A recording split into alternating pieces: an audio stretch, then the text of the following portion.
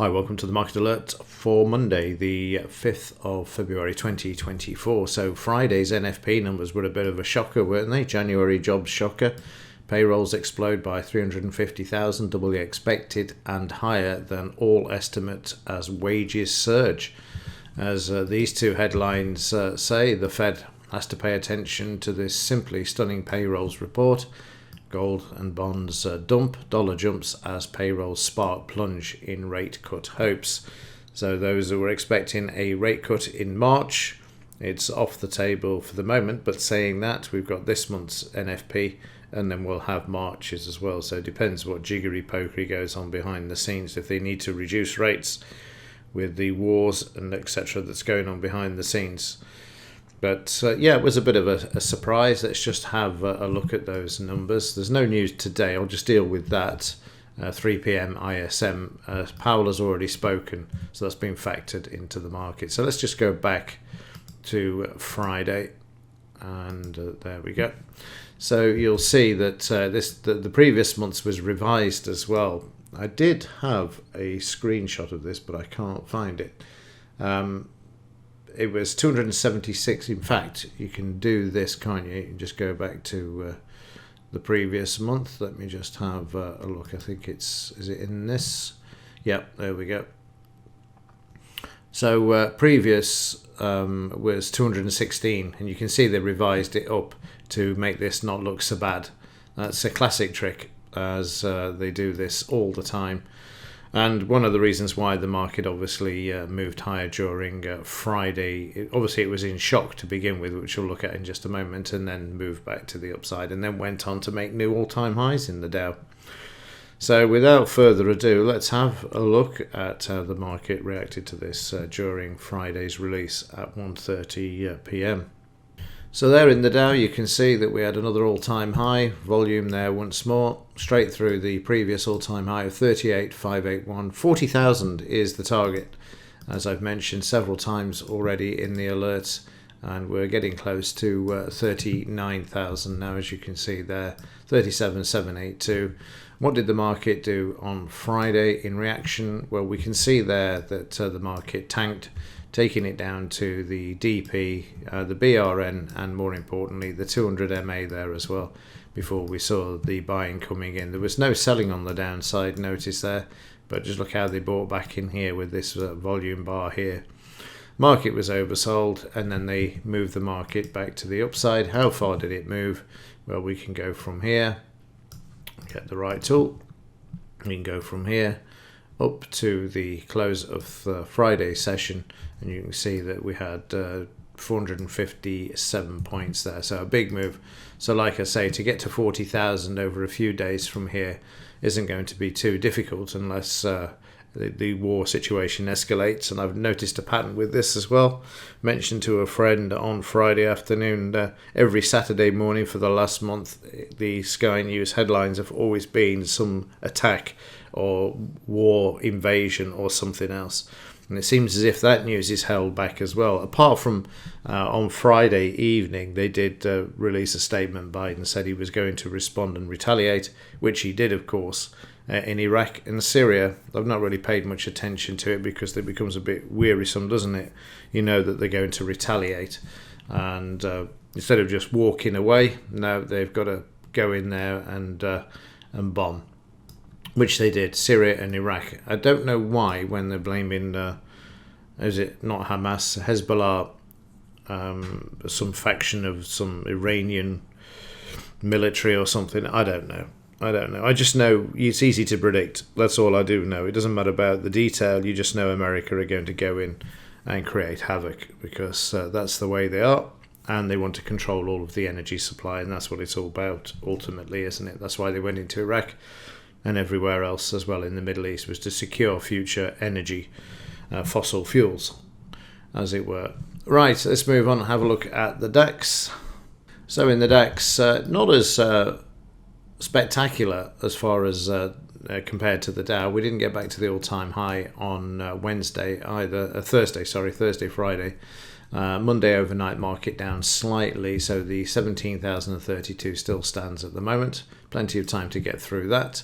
Market was very painfully sideways during the morning of Friday, but that's to be expected, and it'll be even more so next month as well, or the end of this month. Yeah, the end of this month, when we'll see exactly the same thing. It'll be even more quieter because having gone up to 353,000 new jobs, the market will be very quiet, anticipating what the next figures are going to be. So we moved down, and then we moved up in the evening with the Dow, and then overnight Powell has spoken and sent the market down to the S1. But look, straight away we're already coming back above the the low of Friday there. So they're determined to get this market back and towards the high of Friday already. Depends, obviously, what the cash market does when it opens, because there'll probably be a lot of people who want to get out of the market, having had the Santa rally and the market making all-time highs. People get itchy feet and they want to bank some of those profits. So we are due for a correction in this market also. The S&P 500 puts in a new all-time high during Friday as well, 4975, not far off the 5,000, 40,000 the Dow, 5,000 for the S&P, and then I think you'll see a bit of a major correction coming into the markets. 30-minute chart, again, dire for the morning. As soon as we got the 1:30 news, the market down, and then again coming back on the news of the war, on the revised numbers by the US government. You can't make it up, can you? S&P strong though, still at the DP, not too far off the high. In the FT100, market sideways there, a lot of volume but making no progress up or down at the moment. And the 30-minute, we saw the market move down to the DP. We bounced off this, we went through it, we came back, then the news hit, and down we went to the low of Thursday, the S1. Market back up to the BRN overnight, back down, as you'll see here. We've come back 89%, right on it, and then the market finding a bit of support there at the moment. As we saw in the headlines, dollar strongly up on Friday, above the 89% retracement as well, which we've had marked in from there down to there. So strong dollar at the moment on the pretext that those numbers were bad, and there could be, well, there's not going to be any rate cuts, but also there's the potential, if we get this month's CPI as well, which has moved back to the upside, that there could be another rise in interest rates. That's what the dollar is saying there at the moment. Let's have a look at the metals. Well, you can probably guess already, but let's take a look. So silver hammered, no surprise there, is it? We're going down to 21.86 and possibly through this level as well. Have a look at the 30-minute chart. That's what you call a slam in the silver market there. Probably nearly $1 on that actually. 23.24. And we went down to 22. What was the low on this bar here? Yeah, nearly a full $1 drop in the price of silver there. It has bounced a bit, but it'll have no problem taking out the low today because they're going to be determined to keep this moving lower. Meanwhile, gold holding a bit better, but I've drawn in some lows there. 2015, it's done well to hold over this level. I suspect that the 2000 level is going to come under attack as well for the gold market as the banks accumulate more gold than they have since 2010 and continue to do so each month. So if they can suppress the price with the paper market, they will do, and then they'll buy as much gold as they can in the spot market. 30-minute chart of gold, you can see the reaction there, exactly the same. Market put in a bit of a bounce. We're back 89%, but I expect the low to be taken out. The $2,000 level tested as well. So let's move on and have a look at the gold-silver ratio. And this moving back to the upside, no surprise. Back to 92 is where we're going, with no doubts at all, because they're going to play this hawkish stance at the moment. That means that the dollar will continue to grow in strength. Plus, you've got the war situation as well, which is also a flight to quality. And I use the term quality obviously with tongue-in-cheek as well, because like the pound, it's lost 93% of its spending power since 1971. So we're at 90 at the moment, up to the 92 area once more. Let's have a look at the trades for Friday and a quick look at the overnight markets in the smaller time frame, see what the market's actually doing. So on Friday, the market was sideways. As I mentioned, it would be because obviously they were waiting for the non-farm payroll numbers. That said, we had a potential buy. Market said, no, we're not going up. We've got that 200 MA in the way, and we might actually move lower. So let's just go lower. We took out the buy there with a slot with a loss. Then we got down and trailed the stop down a bit, got the losses back. And then we had another potential buy there. I thought this was going to end in tears as well, as the market traded sideways, but came back and then traded up to the 200 MA there. It took a moment or two to get through it. And then once through it, it was time to get out. And I wasn't paying attention at the time, and it came back quite sharp, trailing the stop up. But as it came back through there before I got out, I thought it was going to hold at the 200 MA, but no. It didn't, but all things considered, to be honest with you, when the market opened, I expected to see nothing but losses during that morning session. But you can see it was choppy, and the market then running out of steam and then trading sideways. So let's just go forward to the main event of the day, which was the news, and you'll see there the arrival of the news. The market down sharply. Straight down to the DP, straight off the DP, and then it retested the DP, which you can see there. And that's the time when you know that they're going to do something as far as bringing it back.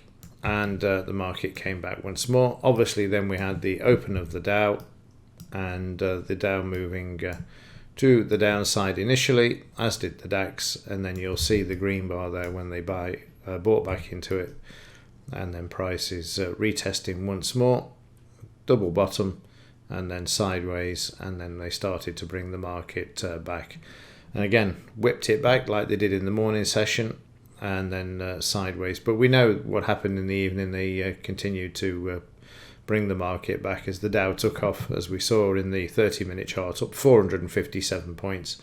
And there you can see just treading water in the electronic session, until, like I say, later on in the evening, the Dow just screamed to the upside. And that was when Biden came out from the woodwork and said that they were going to retaliate. And the market loved it, and there was no stopping it as it just pumped to the upside, as seen in the Dow chart. I'll just remind you of that just so you can see how much the market actually piled on. And there you can see, so from it was 4 o'clock onwards, and this bar here was when the announcement was made by Biden, and that was at 6 p.m. and off we went, and it just piled on the points from that point forward until it ran out of steam before the close. Let's have a quick look at the DAX overnight, see what it's doing at the moment, and there you can see we're already piling on the points from the downside. Market making a move to the upside. We can just squeeze this up a bit. You'll see the reaction to Powell overnight. This is at 1 a.m. Down we came with Powell, and now we're going back up. And don't be surprised if we manage to get back to where we started on Friday, first the close, and then through the DP. So we'll just have to wait and see. But keep an eye on the war situation as well. They'll probably not do anything until Friday again. It seems as if they're keeping the war situation away from the markets at the moment. Apart from, we've got a couple of hours left, it doesn't matter sort of thing. And then, of course, the markets like to go up if there's some bombing going on anyway, because there's a few quid to be made.